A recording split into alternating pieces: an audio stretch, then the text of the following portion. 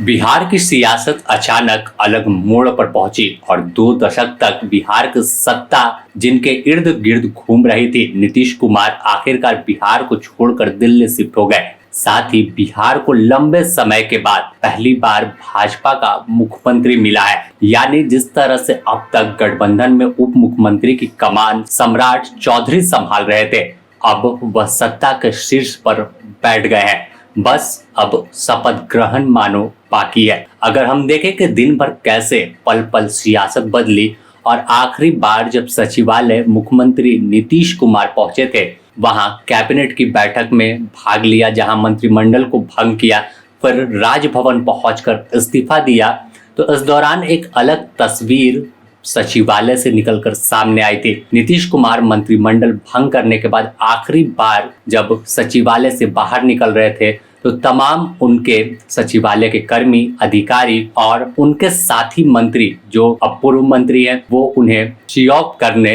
पहुंचे तो नीतीश कुमार भी भावुक दिखे। आखिरी बार लोगों का हाथ हिलाकर अभिवादन किया और उसके बाद सोशल मीडिया पर अपने एक पोस्ट किया और कहा एक नए पारी की शुरुआत बिहार में हो रही है, तो इसमें उनका मार्गदर्शन हमेशा रहेगा। और इसके बाद फिर एनडीए विधायक दल की बैठक में सम्राट चौधरी को विधायक दल का नेता चुना गया।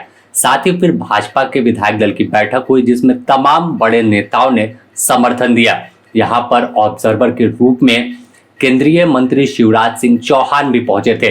तो जाहिर है कि एक बड़ा दिन भाजपा के लिए, बिहार के लिए है। तो दूसरी तरफ भाजपा के इस नए शुरुआत के लिए, नए बिहार की कैसे रोड मैप तैयार होगी, इसे लेकर तमाम नेताओं का बयान भी सामने आया है। तमाम लोग नीतीश कुमार को मिस करेंगे, लेकिन उनके साथ निश्चय को कैसे 2030 तक पूरा करना है, कैसे बिहार के हर इलाके तक बिजली, सड़क, पानी पहुंचाया जाए, उसे अब आगे लेकर चलेंगे। और तमाम नेताओं का यही मानना है कि अब जिम्मेवारी और बड़ी है कि नीतीश कुमार उन्हें अब आगे की पारी सौंप रहे हैं। तो सम्राट चौधरी भी सोशल मीडिया पर ही नीतीश कुमार के उस पोस्ट का जवाब दिया, आपका मार्गदर्शन हमेशा मिलेगा और उसी के तहत बिहार को नई ऊंचाइयों पर ले जाएंगे। और अगर हम बात करें कि जैसे ही एनडीए विधायक दल के नेता के तौर पर सम्राट चौधरी को चुना गया, नीतीश कुमार का इस्तीफा हुआ, उस पर चिराग पासवान का भी बड़ा बयान सामने आया है।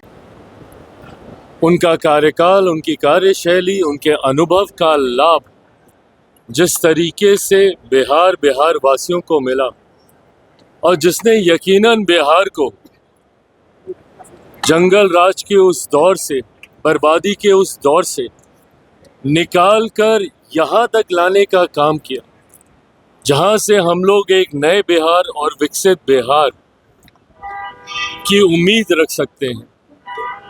ऐसे में बिहार और कोई भी बिहारी, भले वो उनका समर्थक रहा हो, नहीं रहा हो, कभी भी मुख्यमंत्री नीतीश कुमार जी के द्वारा किए गए कार्यों को, उनके बिहारियों के प्रति समर्पण को ना कभी भूल पाएगा और हमेशा उनके दिखाए मार्गदर्शन पर यकीनन चलने का काम करेगा। साथ ही पूर्व मंत्री और पूर्व भाजपा के प्रदेश अध्यक्ष दिलीप जायसवाल ने कहा कि बिहार को और ऊंचाइयों पर ले जाना है। नीतीश कुमार जो काम कर रहे थे, उसे अब और भी तेजी से आगे बढ़ाना है। एनडीए के मुख्यमंत्री होंगे और श्री सम्राट चौधरी जी एनडीए के नेता और एनडीए के मुख्यमंत्री होंगे। अभी बैठक के बाद उसकी जगह और तिथि, ये जो है समय बता दिया जाएगा।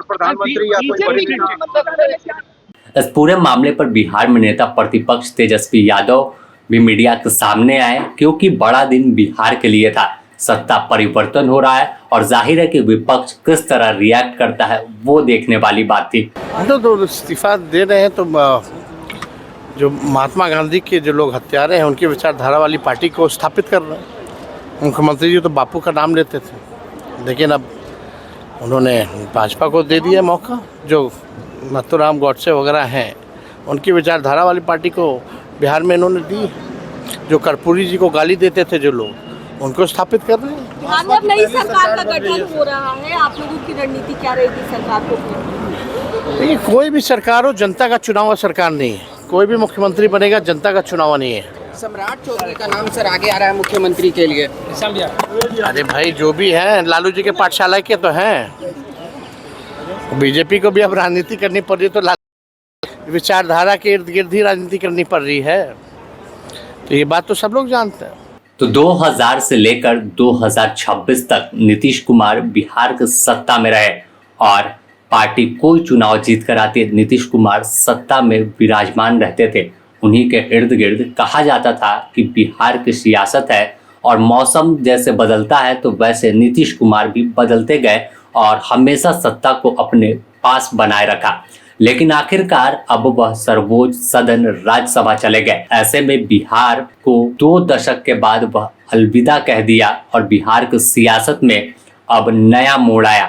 नए युग की शुरुआत हो गई जहां सम्राट इस पारी को आगे लेकर बढ़ेंगे। खैर, तमाम नेताओं के बधाई देने का सिलसिला भी जारी है और हर तरफ चर्चा है कि अब सम्राट कैसे बिहार को बढ़ाएंगे वो देखने वाली बात होगी, क्योंकि सम्राट चौधरी का पास अनुभव बड़ा है। लालू की पाठशाला से निकलकर राज्य की सियासत के शीर्ष तक पहुंचने में एक बड़ा संघर्ष सम्राट चौधरी का भी रहा। यही वजह है कि भाजपा ने उन पर भरोसा जताया और आखिरकार अब सीएम बनने वाले हैं। बिहार के वह 23वें मुख्यमंत्री के रूप में शपथ लेंगे। बने रहें द न्यूज़ पोस्ट के साथ, इससे जुड़ी और भी अपडेट आपको देंगे।